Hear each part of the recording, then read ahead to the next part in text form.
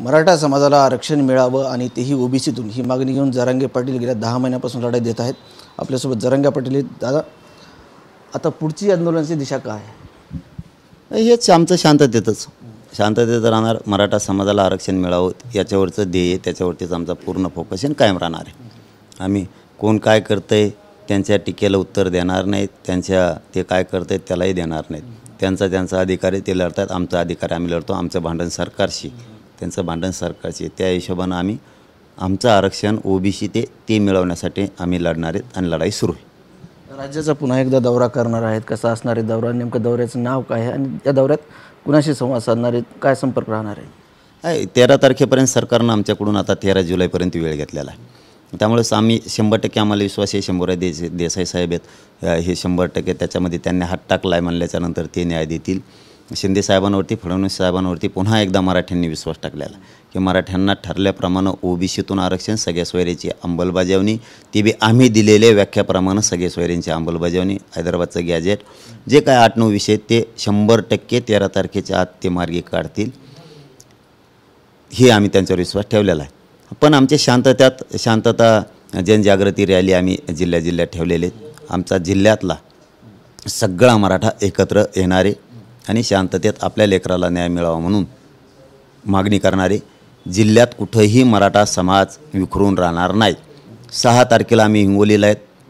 6 तारखेला गावागावातला म्हणजे हिंगोली जिल्ह्यातला पुरा मराठा एका जागेवरती, एका ठिकाणी आणि एकाच वेळेला एकत्र येणार आहे. विखरून कोणीही थांबणार नाही. शक्ती आम्हाला आमच्या लेकरांसाठी दाखवायची, न्यायासाठी दाखवायची. 7 तारखेला आम्ही परभणीला आहे. तसंच परभणीतलाही मराठा सगळा एका जागेवर येणार आहे, कुणी विखरून राहणार नाही आहे. 8 तारखेला आम्ही नांदेडला आहेत. नांदेडच्या कानाकोपऱ्यातला मराठा हा ताकदीनं ते विराट रूपानं एकत्र येणार आहे. आम्ही 9 तारखेला लातूरला आहेत. तिथंही मराठा समाज एका जागेवरती जिल्ह्यातला पूर्ण मराठा एकत्र येणार आहे. त्यानंतर आम्ही 10 तारखेला धाराशिवला आहेत. धाराशिवलाही मराठा कानाकोपऱ्यातला जिल्ह्यातला सगळा मराठा एका जागेवर एकाच ठिकाणी येणारे, कोणीही विखरून थांबणार नाही. कारण आम्हाला आमच्या लेकराला न्याय घ्यायचा, आमच्या लेकराच्या डोक्यावर गुलाल टाकायचा. आम्ही 11ला आम्ही बीडला आहेत. बीड जिल्ह्यातला सगळा मराठा समाज हा एकाच ठिकाणी, एकाच वेळी, एकच दिवशी एकत्र येणारे, पूर्ण ताकदीनं, पूर्ण क्षमतेनं आपल्या लेकराच्या डोक्यावरती आरक्षण देऊन गुलाल टाकायचा. 13 तारखेच्या आत मराठ्यांना आरक्षण दिलंच पाहिजे. यासाठी मराठा समाज बीड जिल्ह्यातला ताकदीनं एका ठिकाणी येणार आहे. 12 तारखेला जालन्याला आहे. जालन्यातलाही मराठा सगळे कामं धंदे बंद करून एक दिवस आपण आपल्या गावात एकही मराठा थांबणार नाही. तो मराठा एका ठिकाणी एकाच वेळी एक दिवस एकत्र येणार आहे. त्याच्याशिवाय आमचे लेकरं मोठे होणार नाहीत. 13 तारखेला आम्ही छत्रपती संभाजीनगरला आहे. इथंही विराट असं प्रचंड मोठं शांतता जनजागृती मराठा आरक्षण रॅली प्रचंड मोठी होणार आहे. जिल्ह्यातला सगळा मराठा ताकदीनं लेकरा बाळासह त्यामध्ये सहभाग होणार. हे पहिल्या टप्प्यातले. असे महाराष्ट्रभर सगळे टप्पे आम्ही टाकतोय. आता 13 तारखेपर्यंत सरकारला आपण डेडलाईन दिलेली आहे किंवा सरकार निर्णय घेणार आहे. परंतु या माध्यमातून, या दौऱ्याच्या माध्यमातून सरकारनं निर्णय घेतला नाही. तर या दौऱ्यानंतर जरांगे पाटील कुठेतरी विधानसभेच्या भूमिकेवर आहेत, उमेदवार उभे करतील किंवा तुम्ही स्वतः राजकारणात येतात? मी राजकारणात नाही येणार, माझा मराठा समाज बी नाही. आम्हाला राजकारणात यायचं नाही. आमचा उद्देश राजकारण नाही आहे. पण नाही दिलं तर पर्याय काय करावं आम्ही? सांगा काय करावं? आम्ही मागतो द्या, तुम्ही नाही दिल्यावर आम्ही काय करावं? आमचं म्हणणं आहे तुम्ही द्या. हेच मराठी तुम्हाला डोक्यावर घेऊन नसतील ना. तुम्ही मराठीचे नाराज अंगावर घेता कशाला? आम्ही 100% राजकारण करणार नाहीत. पण नाही दिलं तर 288 उमेदवार लढवणार म्हणजे लढवणार. आम्ही विधानसभेत आम्हाला उमेदवार दिल्याशिवाय पर्यायचं नाही. सगळ्या जाती धर्माला सोबत घेऊन आम्ही लढणार आहेत. आमचा नाविलाज. या संदर्भात काही चाचपणी वगैरे, काही चर्चा, बैठका चालू आहे? 24 ठिकाणी मी आत्तापर्यंत बघितलं आहे. हे दुसऱ्या टप्प्यात आता 83 ठिकाणी बघितले. मी असे 5-7 टप्पे टाकणार आहे. उत्तर महाराष्ट्रातले काही मतदारसंघ बघितलेत, काही मराठवाड्यातले बघितलेत आम्ही, काही पश्चिम महाराष्ट्रातले बघितलेत, काही मुंबईसारख्या ठिकाणचे बघितलेत, काही विदर्भातले पण बघितलेत. आम्ही या 24 पहिल्या याच्यात बघितलेत, दुसऱ्या याच्यात आम्ही 43 बघितलेत. आम्ही टप्प्याटप्प्यानं 288 बघणार आहेत. सगळ्या जाती धर्माचे लोक एकत्र घेऊन मुस्लिमाच्या लेकराला न्याय द्यायचा आहे, मराठ्यांचाही द्यायचा आहे, लिंगायत समाज, 12 बलुतेदार, दलित बांधवे यांना जर आपल्या जातीचे लेकरं सुधारायचे असतील तर आपल्याला देणारं बनावं लागणार आहे.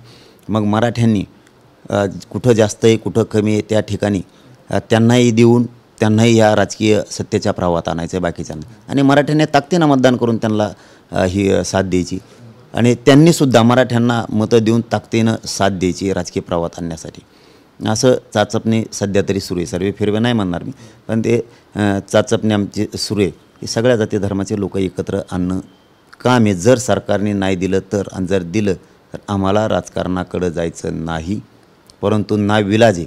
बंजारा बांधवांनी तरी किती दिवस उसच तोडायचे, त्यांच्या लेकरांनी का मोठं होऊ नये, त्यांनी राजकीय प्रवाहात का येऊ नये. आदिवासी समाजानं दर्याखोऱ्यात किती दिवस कामं करायची, त्यांनी राजकीय प्रवाहात येऊन त्यांचे लेकरंही मोठे का होऊ नयेत. हे जे सगळा एकूण उद्देश ठेवला. आता मराठवाड्याचा जर विषय घेतला तर बाकीच्या सपाटीचा भाग असल्यामुळं बाकीकडे जर पाऊस पडला तर तो जमिनीतच मुरतो.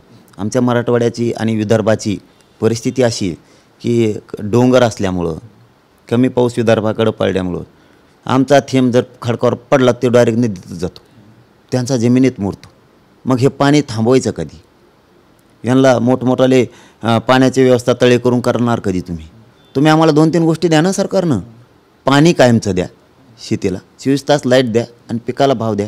तुमच्या कर्जमाफीचीही गरज नाही आम्हाला आणि आम्हाला कशाचीच गरज नाही. तुमच्या 24 घंटे शेती कसून आमचे लोक श्रीमंत मोठे होऊ शकतात. तुम्ही पाणी देत नाही आहेत, 70 वर्षे झालं तेवढंच सांगता पाणी देतो आणि विकास करतो. तुम्ही लाईट देत नाहीत तेवढंच सांगता 50 बाऱ्या. शिक्षणासाठी आरक्षण लागतं आहे, 70 वर्ष झालं देतोच म्हणता, शेवटी आमचंच आम्हाला मिळवू नाही.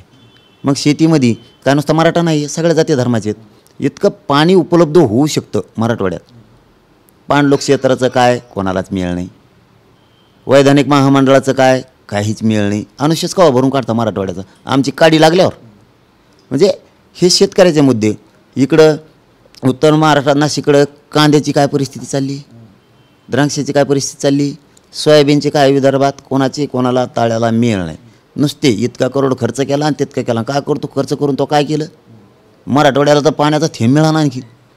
यामुळं आपल्याला आपली सुधारणा करायची असली तर आपल्याला त्याच्यात जावं लागणार आहे. उद्योग व्यवसाय मराठवाड्यात कमवून नाहीत, सगळीकडे कसं काय आहेत, विदर्भात कशामुळं नाहीत, काय उत्तर यांजवळ. हे आम्हाला करावं लागणार आहे आरक्षणाबरोबरच. तुम्ही आरक्षणाबरोबर शेतीचे प्रश्न मांडताय, यावरून कुठेतरी जरांगे पाटील भविष्यात राजकारणात दिसणार असं दिसतंय. समाज दिसणार, मनोज जरांगे नाही. मला सत्तेची हवस नाही. मला नाही होत असलं ना मागच गेलो असतो मी धोका देऊन. मी समाजाला धोका देणारातलं पोरगं नाही. मला समाजाला धोका देणार नाही मी कधी. आणि माझी त्यावं काय म्हणतात त्याला, माझी तशी पैदाश बी नाही की समाजाशी गद्दारी करणारी. का गद्दारी करायची, काय गरज नाही. मला काय कमी प्रेम केलं समाजानं, मी काही चुकच नाही करत. मी समाजासाठी लढतो आहे. सगळं उभं आयुष्य मी समाजासाठी घातलं, पुढचंही घालणार आहे. पण नाही दिलं तर मी करू काय, मला सरकारनेच उत्तर द्या. मी काय करू? धनगर बांधवाला आरक्षण नाही, सत्तेत नाही जावं तर काय करावं? त्यांचं कल्याण होणार आहे का? मी आरक्षणाविषयी बोलतो, राजकारणाविषयी नाही. राजकारणात एखाद्याला निवडून आणायला आम्ही का ठेका नाही घातला. गोरगरिबांचे धनगरांचे लेकरं मोठे झाले पाहिजेत, याच्यासाठी मराठ्यांची लढाई असली पाहिजे. त्यांची इच्छा नसली तरी त्यांची आमचे लेकरं मोठे व्हावेत म्हणून आहे. गोरगरीब 12 बलुतेदारांचं ओबीसींचं म्हणणं आहे, मराठ्यांच्या नोंदी सापडल्या तर मराठ्यांना आरक्षण दिलं पाहिजे. आपल्या लोकांनी आडं नाही पडलं पाहिजे नोंदी मिळाल्यात म्हणल्याचं नंतर. मग आमची तीच भावना पाहिजे ना त्यांच्याविषयी.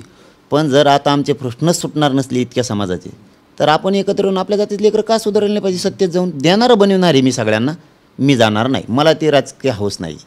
समाज माध्यमामध्ये एक मॅसेज व्हायरल होत आहे की जेव्हा मराठा समाजाचं आरक्षण चालू होतं तेव्हा पंकजा मुंडे भेटायला आल्या नाही, परंतु ओबीसीचं आंदोलन होतं त्या ठिकाणी भेटायला आल्या. हा समाज माध्यमामध्ये एक व्हायरल मेसेज होतोय.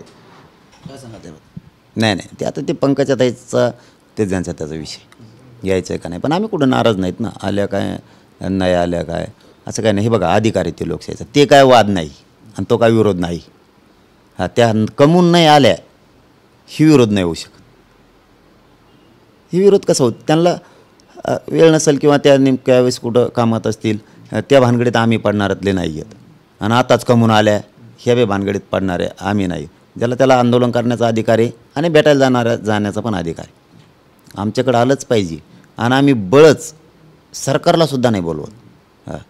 आम्ही आमचे मनगटातली ताकद दाखवतो, आम्ही आमचा कस पणाला लावतो, आम्ही आमचं रक्त जाळतो, आमचा समाज करोडोत रस्त्यात येतो, त्यामुळं सरकार येते. आमच्याकडे या असं नाही म्हणत आहे, यायचं तर ई, नाही तर नको येऊ, असा काच असतो आमचा.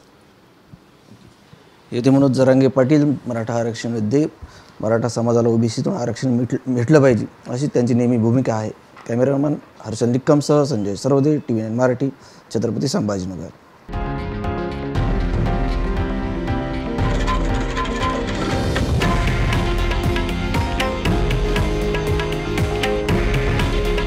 हे आहे देशातील नंबर 1 न्यूज नेटवर्क आणि आपण पाहत आहात TV9 मराठी. काळजी तुमची, हित महाराष्ट्राचं.